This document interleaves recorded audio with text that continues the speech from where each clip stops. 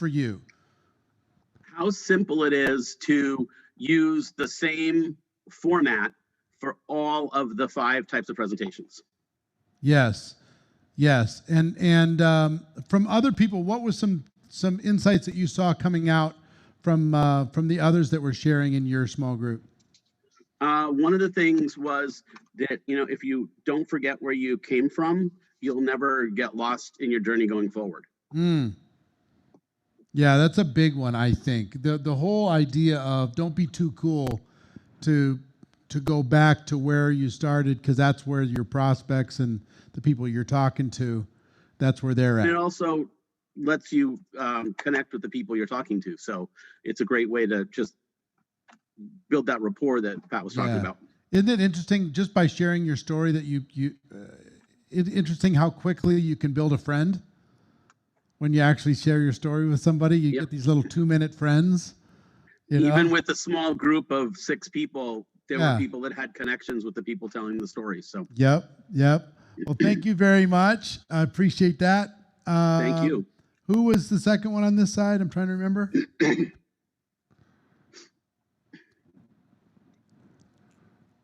Trying to remember who it was. Our team must know. We can bring up. Do they remember, or should I pick somebody else? Who was it? Was it Penny? Or was somebody else? Well, you take one on your side. I got Jenya or Gus. We can bring up either Jenya or Gus, both in room 35 over here. We can pop them up. Jenya Dodge, 35. Yep. Jenya, you are unmuted. Talk to us. Hello. Hey, how are you? So good. Tell us what you learned in this last session and in that breakout session where you actually got to tell your story. Well, I was actually very surprised on how I was able to relate to every single person in our group. And it's not like our stories were the same, but whatever they were saying, I was able to relate. So that was very powerful. And I love these little groups, because I'm learning so much about myself, so much about my teammates, because everybody in my little group is from our company. So it's amazing. That's awesome. And that's the power of authentic storytelling, not to pretend that you're somebody that you're not to pretend that you're perfect, but just tell it how it is. And don't worry if your story isn't like someone else's story. So I'm glad you had a good experience in the breakout room, and I'm glad that you learned from other people's stories. Well done. Who's next? We can bring Gus up on this side. Go ahead, Jessica Jorgensen. Hey, there's Gus. How are you, Gus? I'm going to do Jessica Jorgensen after. Okay, they'll get Jessica ready. Gus, how are you, Gus? Room 51 for her. Can we unmute him? Can you unmute yourself? I'm unmuted. There you go. How are you, Gus? Can you hear me? Yeah, who are you with? How are you? Who are you with? This is Jake. Hey, Jake. Good to have you here. Good to have you here. Tell us about your breakout experience. Tell us what you learned in the last session. Okay, breakout was really awesome. I think we got some really great feedback. And what I learned, even after doing this for so many years, is that I was overcomplicating my story. So simplifying it. Like, I don't need to tell people I was multiple 6 figures in debt with all this stuff. I was in debt. I was burnt out, tired, and in debt. So the simplicity of what I've experienced over the years was so powerful to me. It was actually the first time I got my 30-second story in under 5 minutes. That's great. And that's true. What I do with some of the greatest speakers in the world is simplify, simplify, simplify. So I'm glad that's a great experience. And Eric, what I talked about was that whether you've never told your story before, whether you've told it a few times and you knew it was a hot mess, or you're somebody who's been doing it for years like Gus, you can get better at this. And getting better at this is one of the most important skills anybody can have. And what the funny thing is, in anything we're going to do, like, it's Gus, right? Yeah, and Jake. Yes. How much do you practice getting in shape? Daily.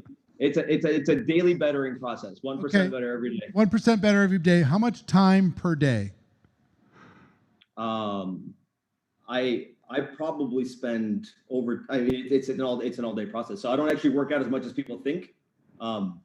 Let's just call it the workout. How much workouts? 20 to 40 minutes, 3-4 days a week. Okay, so in the last 10 years, how many hours do you think you've worked out? Thousands. My workout journey has been over 20 years. All right. So thousands of hours. Now, here's the second question. How many hours have you spent practicing your story? Practicing your story. Oh, not nearly as many. Not nearly as many as I'm going to. I would venture to say 0. Hardly. Total hours of practice. Like, see, here's the thing. Every one of you has a passion that you've put time into, whatever that passion is. Just give your story a little bit of time. Practice it with your dog, with your cat, with your friend, with your family. Most of your family doesn't really know your story. Most of your good friends don't really know your story. They don't know your pain. They don't know what you're trying to escape from or trying to get to. So commit to practice a little, preparation a little, not just preparation on other things. It's like we wing it here in the most important aspect of our business when we're willing to practice in other areas. So I think it's really important that you treat this with some respect. The story, treat it with respect, because storytellers change the world in every profession. So practice, get good at it, okay? All right, I'm going to pick one more over here, and then we got to talk about the speak-off stuff. I'm going to pick Cynthia Chen in room number 1. Hi, Cynthia. Top row, room number 1, Cynthia Chen. We're going to get you. We'll get you in a second. They're going to find you. Cynthia Chen, room number 1. There she is. Can we hear you? They'll unmute her. Can you unmute yourself? Can you unmute yourself?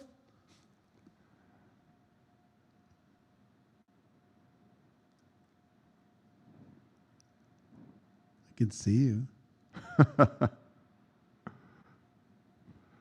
Do they have to unmute you?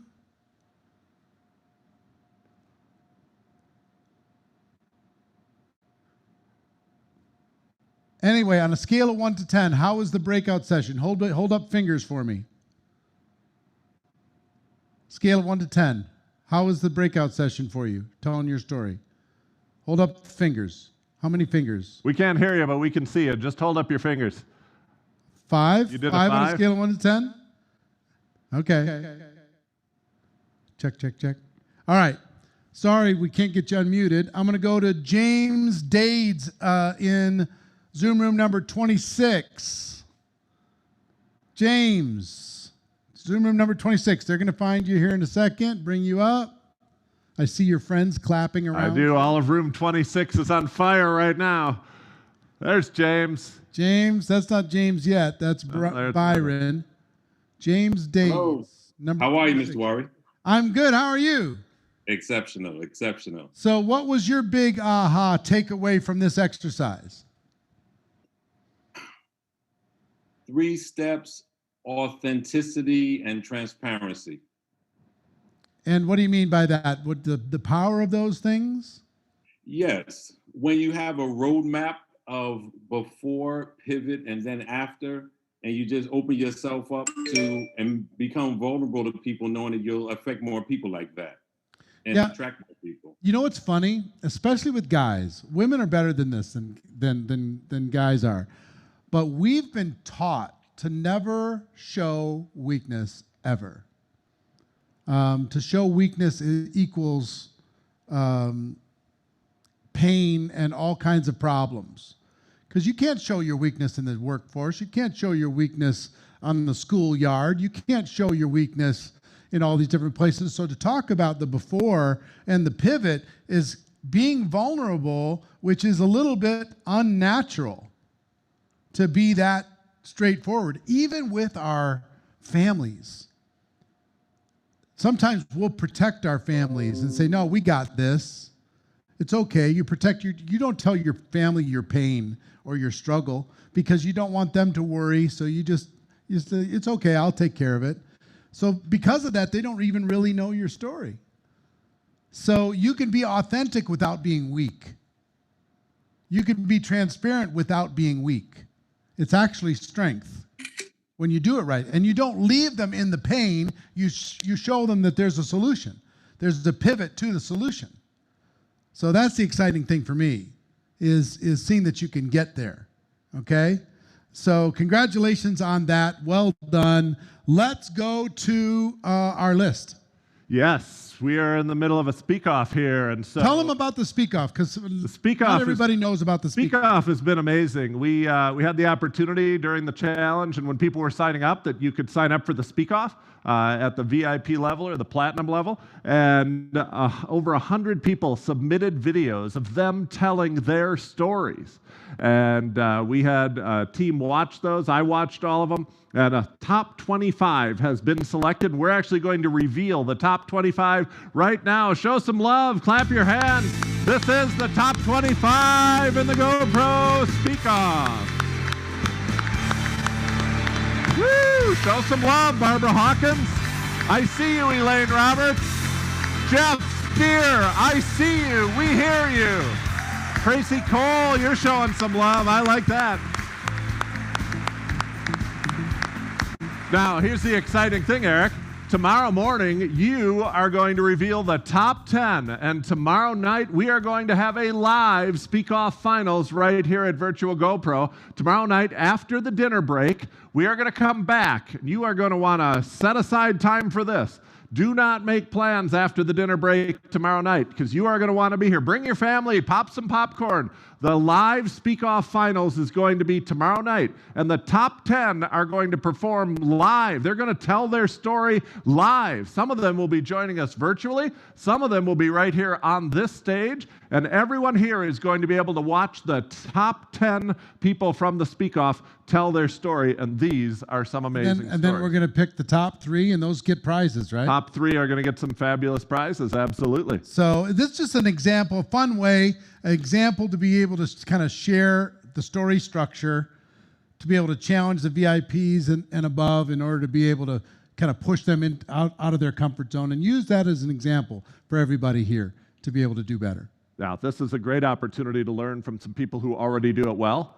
It's a great opportunity for you to see other people telling their stories, see what you like and what you don't like, what resonates and what doesn't resonate. And so do not miss this tomorrow night. This is one of my favorite parts of the event this year, is that we're doing a live finals, the top 10 in the Speak Off tomorrow night. Ladies and gentlemen, give Pat Gwynn a big round of applause. Show him your love. Thanks, Pat.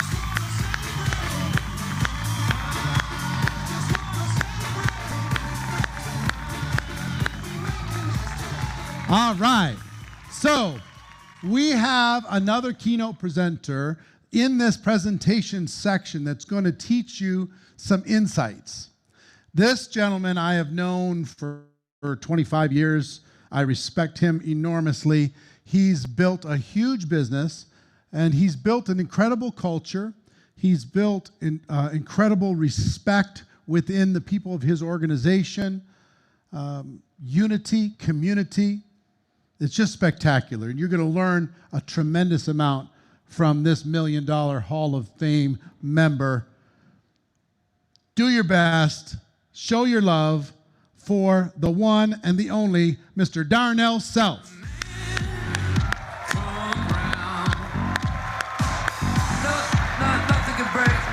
Get him, man. Get him. What up, what up? Hey, GoPro family, what's going on? Tamara, I see you. Listen, Kamala, I see you. Pamela, I see. Look, I found names that rhyme. I'm already good. Listen, it is so exciting to be here among you all. And today I get an opportunity to share with you all something that really changed my life, and it changed my business. My name is Darnell Self once again, and I'm actually from Maryland. I live about 15 minutes outside of Washington, D.C., and I was that child who was undecided. You know, normally when you walk up to a child and you say, what do you want to do when you grow up? They say, I want to be a fireman. I want to be a doctor. I'd like to be a professional athlete. You say, Darnell, what do you want to do when you grow up? I don't know. I mean, that was me. I was the kid that was so undecided, I had no idea. And that lasted even as a young adult. You see, in college, I was undecided. In fact, it took me 7.5 years to get my 4-year degree. Do not laugh. I see you, Kirby, laughing. It's not that funny. I'm not the only one you know that's taken longer than 4 years to get my degree. But I was undecided. I was pre-med, zoology, psychology, radio, television, and film, journalism. Whatever your major was, I probably was too. And I went to my advisor, right, my 7th year, and I said, listen, what do I need to do to graduate? And she looked at all of my credits, and she said, first of all, you have enough credits for 3 other people to graduate with you. She said, second of all, if you take a major in PR, public relations, you can actually graduate right now. And I said, you mean like today? And she said, yeah. I said, great, that'll be my degree. And so that's how I got out of school, right? And I worked at this mall. I never got a job with my college degree. I worked at a mall, a men's and women's clothing store, because I like fashion. But what I did not like as a manager is that every single weekend I had to work. If you've ever known anyone in retail, especially working at a mall, I open up the store on Saturday morning, I close it on Saturday night. I open it up on Sunday morning, I close it on Sunday night. And I was missing out on everything in my personal life, my kids' events, birthday parties, family reunions, church. And if you know me, family over everything was faith, family, and then finance. And I just said to myself at 24 years old, this can't be life forever. So at 24, I finally met an entrepreneur. I'd never known any entrepreneurs, not in my family, no friends. So at 24, I finally met an entrepreneur, and I saw autonomy. I saw that they could live life on their terms, flexibility, unlimited income, and I was attracted to it. Finally, I wasn't this undecided kid anymore. I made a decision to become an entrepreneur. But for 3.5 years, almost 4 years, I went through a season of preparation, I call it. That means I grew. I learned about building relationships. I learned presenting, which is what I'm going to share with you all today. But I went on a downward spiral financially. And at 29 years old, it all turned around for me. In fact, my wife was able to walk away from her job from the cable station in her 20s. We've been stay-at-home parents for our 4 now young adults for over 20 years. But more importantly, we now have been able to help others. We helped 40 people to earn a 6-figure annual income before we turn 40 years old. And that, my friends, brings joy to my heart. So today, enough about me. This is about you becoming better, because becoming 1% better in presentation allowed me to attract people I ordinarily couldn't attract because I wasn't better. But when I got better, I attracted people that I ordinarily couldn't attract, which meant that my income could go to a place it ordinarily couldn't go to because I attracted people. And guess what? Some of these folks were better than me. Isn't this awesome? So you're saying, well, I'm ordinary, I'm average, I'm not sure if I can do that. Yeah, but I attracted people while I was becoming better, and they were better than me when they joined. My income went up because of our profession. You know, when other people join your team and they're better than you, your income goes up. How awesome is that? So today, I get to talk about the perfect presentation. You know, I wondered when Eric and Marina Worry asked me to do this, I'm thinking, I'm probably the least qualified person because in high school, I would have been least likely to ever do any type of public speaking. Ask anyone I went to high school with. They'd say least likely to speak in the classroom, least likely to talk at the locker, least likely to just talk, right? But then after listening to Pat, I realized maybe that's the reason why I'm most qualified, because I had the same fear many of you have. You've known the stat, you've seen it cited, right? Where it says that people fear public speaking more than death. It's public speaking, the number one fear in the world, and then number 2 is death. Right? And then you have heights, and you have spiders and snakes and all that kind of stuff. So people rather die than speak. Kill me, but I'm not speaking today, right? That's the average person. But today, I'm not talking about becoming the perfect presenter. Watch this. We're talking about becoming the perfect person for you. And Pat talked about this, right? That means that you're just going to be able to share your story because your story is perfect all by itself because someone's waiting to hear your story. So here's what we're going to do. I'm going to give you some homework assignments I want you to do. right? And I'll give you these homework assignments throughout my short period of time up here. And I want you all to take notes on this. You don't have to do it now, but I want you to take notes so that you will do it. The first thing I want you to do is go listen to a recording, right? Eric Worre already talked about this. Now, it could be a podcast, it could be a YouTube, but I want you to go to watch someone who you admire, someone that you said, they're a great speaker. I want to be a speaker like them. Now, the reason why I said watch them, because nonverbal is also an important part of communication as we talk about the perfect presentation. So you'll start to see how their nonverbals and their verbals are in tandem. So earlier when I talked about my story and I said I went on a downward spiral, I didn't say I went on a downward spiral. That seems good if my hands go up, but a downward spiral, right? We have a huge opportunity. We have a huge opportunity. That seems like there's no opportunity left. And so you watch people and you'll start to pick up on these little things. And again, we're talking about getting 1% better, guys. That's all we're talking about, getting a little better today. And that's my attempt for you today, is to impact your lives where you can become 1% better. So I need you to know the presentation. Whatever your presentation is, if it's your story, I need you to know that, right? If it's your an introduction of a speaker, I want you to practice that introduction. The reason why I want you to know your presentation is because if you don't know your presentation, you'll use filler words, right? Those are you know what I'm saying, you see. There's nothing wrong with an if it's in a pause. So sometimes you just pause. One of the things that I really wanted to share, there's nothing wrong with that. But if you're using it as a filler word, it's typically because you're trying to think of what to say next. So my point is, know your presentation, practice your presentation, rehearse your presentation out loud. If it's that important to you, you'll do it. I used to do it in my car all the time on the way to the presentation. I practiced, and this was before Bluetooth, so people knew I was talking to myself because I wasn't talking to anyone else in the car at the time. But you practice out loud.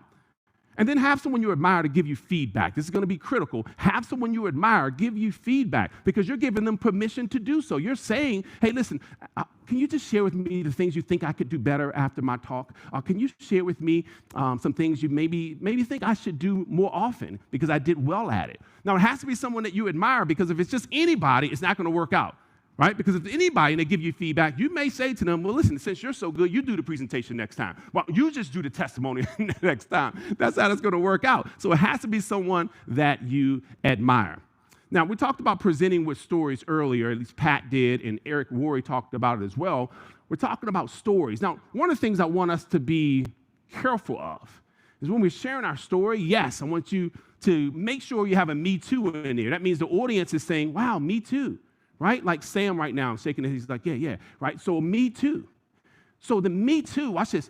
When you share the me too, if it's a pain point during that part of your story, if there's a pain point, then it should sound like it was painful. Let me give you a quick example. I could easily share my story with the same tone, the same inflection, right? Hey, listen, I worked at the mall. I worked 60 to 80 hours a week, and I missed everything that happened on the weekends. My kids' sporting events, birthday parties, family reunions, church. You name it, if it happened on a Saturday or Sunday, I missed it. That doesn't really sound painful. Yes, I got the message out. I got my story out, but I didn't feel like that was painful. This is what I mean. Watch the difference here. So I worked at the mall. I worked 60 to 80 hours a week. So that story is the same, right? It's the same inflection, same tone right there, because that's just what I did as a background. But watch this. But what I didn't like was working every weekend because I missed out on my kids' sporting events, birthday parties, family reunions, church. And for me, family is everything. And I just said, no way is this life. I can't do this for the, see the difference? So the key is when it's painful, feel it. Because people have to feel that it was painful for you. This is the 1% I'm talking about. It's the 1% that changes things because people buy into your emotions as well. Now learn the stories of others. Learn the stories of others. I use everybody's story all the time. So many stories are in my head. I mean, those who started at 80 years old and those who started at 18 years old and those who never graduated from high school and those who have a PhD. Why? Because depending on who I'm talking to and who the audience is, I may shift the story. So you want to have this arsenal of stories, right? Even in getting someone started. I heard Pat talk about launching someone in the business. And so just a few weeks ago, I was launching this gentleman in the business, and I said, so what's your why? What is it that you like to accomplish? And he says, I want to make about $10,000 a month. And I said, that reminds me of a gentleman I asked that of years ago. And I asked him, I said, why do you want to make $10,000 a month? He said, I want a bigger house. I said, why do you want a bigger house? He said, my kids share a room. I said, what's wrong with your kids sharing a room? I bet a lot of folks you talk to grew up sharing a room with their siblings. He's like, I have 2 boys, they're oldest, and my daughter's the youngest, and she's getting older, and she's a little uncomfortable sharing the room now with her brothers. I said, how do you know this? And I said, if I'm digging too deep, please stop me. He's like, no, it's okay. He said, she tells me. I said, what does she say, and when does she say it? And he says, at night when I'm kissing her, when she's laying down in her bed, and I kiss her on her forehead like I do every night, and I say, good night, baby. And she says to me, Dad, I'm going to get my own room soon, right? And I said, what do you say? He said, I turn around because I don't want her to see my emotion, because with my current job, I'm not really sure when I could ever get her her own room. And I said, that's your reason why. It's not the $10,000 a month. It's not the bigger house. The next time you think about not picking up the phone and making a call, the next time you think about, I don't know if I want to make out this list, I want you to say, this next name is for my baby girl's new room. You guys get what I'm saying? So that's what I use that story. So look, the same gentleman, this is a few weeks ago, I used that story, and so I said, so let me ask you again, why are you building this business? And he said, I told you $10,000 a month, but behind that, my grandfather and grandmother, my mom and dad, and now myself and my wife have never owned a home. Everyone's rented in my legacy. Everybody in my future, my generations. And I want to change the next generation. While my grandma is still living, I want to be able to say, Grandma, I own now. And doing this business will help me to do that. I said, that's your why. You guys get what I'm saying? This is what I'm saying.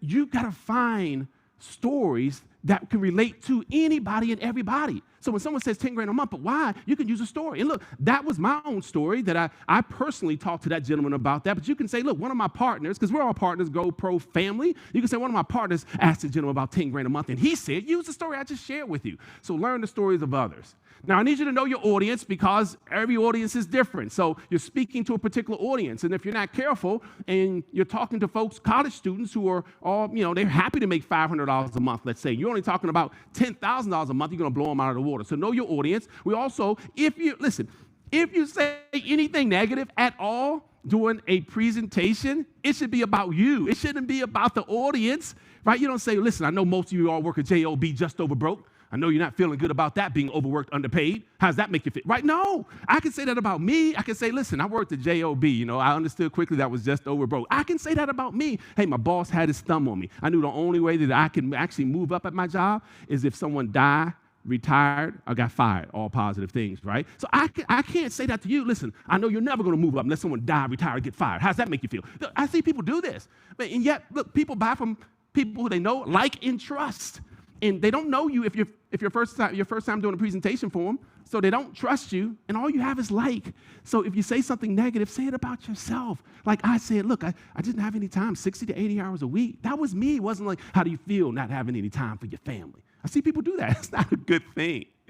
Handle the most common objections during the presentation, and I'm going to cover this next bullet point all at the same time. Position yourself below and not above during a comp plan explanation. This is going to be powerful during your opportunity presentations, guys. Here's how it works.